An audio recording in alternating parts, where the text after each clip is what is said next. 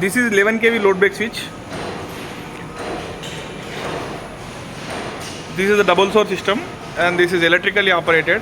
Now LBS in off condition, you can see that here. And for the electrical operation, you have to give the auxiliary supply. Auxiliary supplied.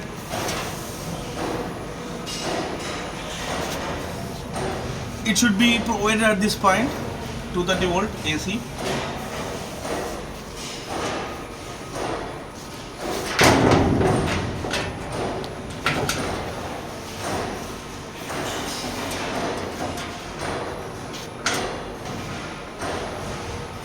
The green light indicates LBS in off position, and you can see here LBS status. You can see it is in off condition, and here you can see the spring status, whether it is charged or not. Now the spring is not charged, so it should not display anything. And this is the status of earthing. Now it's not showing, so it's not in earth position. If you do it in earth position, you can see it is earthed. Now we are going to operate. This is the operating handle, and you have to insert the handle in this position. To close, you have to rotate in the clockwise direction. To open, you have to open in clockwise direction.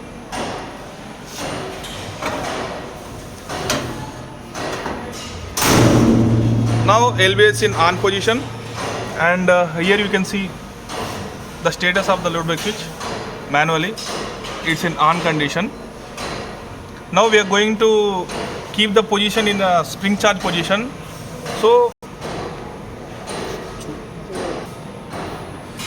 this load break switch has the tripping mechanism, so we have to keep the spring in charge position. So whenever the fault occurs, the fuse will blow and the load break switch will trip automatically. So we have to keep the load break switch spring in the charge position. To charge, you have to rotate the handle in the counterclockwise direction, and you can hear the click sound. Now you can see